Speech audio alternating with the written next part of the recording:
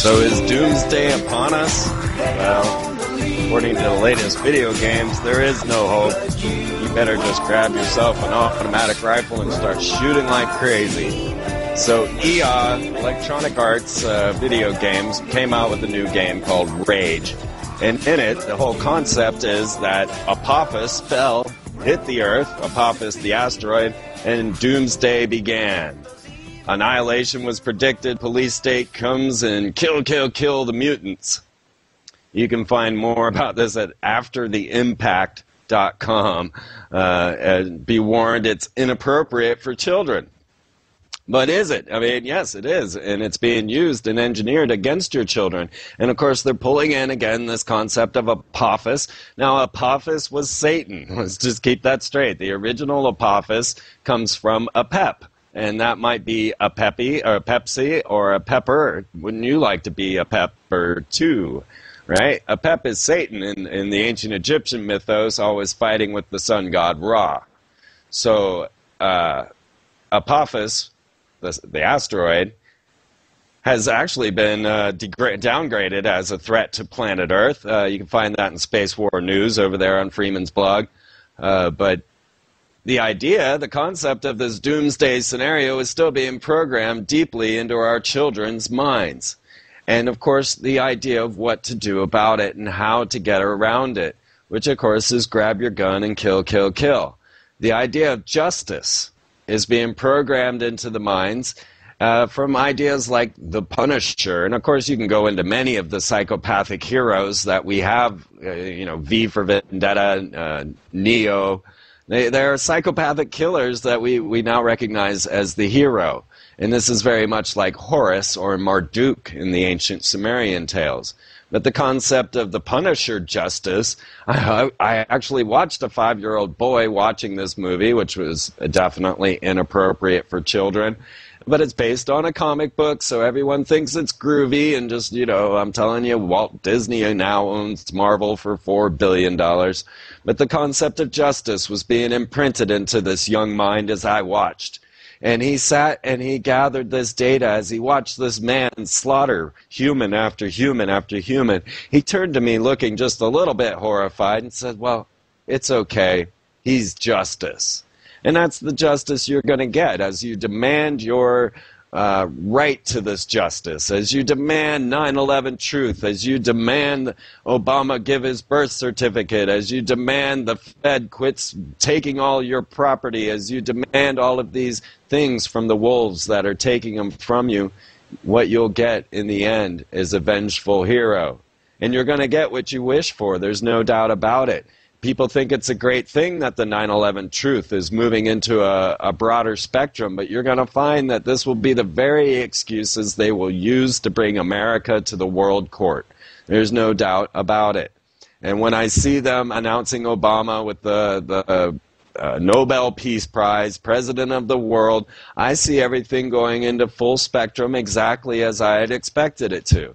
Now, I don't know. Maybe people won't fall for it, but they definitely are seeing it. They'll want to stand up for this man. They'll want to stand up to allow him to continue. And the only solution that will be offered is, we'll need a constitutional convention. We'll settle this all right away. You don't want to lose this man of the people, this, first humanitarian, first internationalist. Oh, wait, no, that was Akhenaten. Right. So I see this as a full setup, and on January 26th, that will be when Obama is supposedly bringing, the case will come before the federal court, and we'll see how that goes. Now, there's, of course, the new article on Infowars.com, and I like to keep up with Alex Jones and his angry hype. I do. I enjoy Alex. But I like to see where they're going with that. But, the idea that they're trying to kill us, yeah, I figured that one out a while back.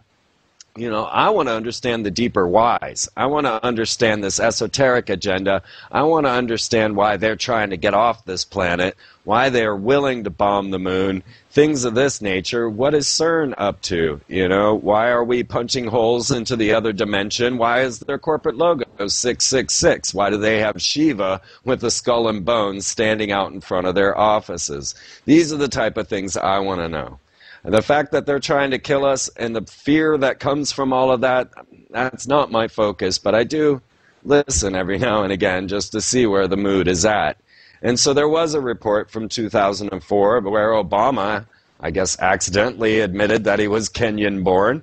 And according to the report, Obama said, "So what? I'm running for Illinois senator, not the presidency," therefore self-admitting that he was not eligible for the presidential office. Well, you know, if you're following Freeman long enough, and I hope to continue to give you guys this type of speculation, this type of attention to the story, to say that this is a ploy within a ploy, as 9/11 Truth was a ploy within a ploy, you better believe they knew you were going to prove that was a bombing. You better believe that they knew that this would come and split the people down the center, and that it would bring the America to a world court. And what's more important is to ask, would you have a birth certificate as opposed to trying to chase down this demon?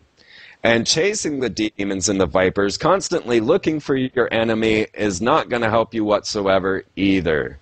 Now, could we start so close to home, right at our own front doorstep, and just simply stop paying for things? What would happen if everyone just stopped paying rent, stopped paying their bills? Would it just shut down the entire world? No, of course not, because humans are resourceful. They're amazingly resourceful. And if we were to have all of the systems shut down, we would find immediately a way to adapt. And with all of the ideas of photocells, power structures that we could accommodate into our system, we would not need to worry. But what would that do to these banksters? What would it do to those that own all the property, all of the things that they think they own, if we just said, no, we're sovereign beings, we're staying here, this is my planet, even more than it should be yours? So, I don't know. You know, Matt and Trey over at South Park, they tend to hit upon these topics in such a way that it kind of hits into your mind in a funny way. The idea of space money that they presented when the aliens came down to planet Earth. And we're going to get to ABC and V and a bunch of other stuff. But when they announced that these aliens came to planet Earth on South Park, and the humans of Earth stole all of their space money, and it was all just a setup in the first place. But as soon as they've got all the space money, next thing you know, they're building theme parks, water parks in Mexico, and everything else, because it's all imaginary. There's no such thing. The money, the gold, what? It means nothing. It's simply an ore out of earth. $2,000, what? You know, it means nothing. It's a rock. It's a piece of metal. It really doesn't matter. What matters is our reason for existence, our reason for being, and the space money just doesn't matter. If we wanted theme parks, if we wanted gardens, we would go out and make them. And we do. But we've been distracted and retracted. And meanwhile, while we're all distracted thinking things like the economy and healthcare are important, these people are busy well along the way of their social structure that involves extraterrestrial contact, that involves large V-shaped craft, not to mention Google real-time Earth, where they're watching every aspect of your actions, where you're going, what you're doing, and we're all funding it. No problem. Let's just keep paying into this system. Let's just keep going so that they can track us better, kill us better, and make sure that we have not a thought in our heads, because that's where they're at. That's what they want from you, is not a thought in your head. When do you have time to think? When do you have time to access and study? What's the last book you've read? You know? So what happens when the economy collapses? You know, most of the time the poor, they don't even notice.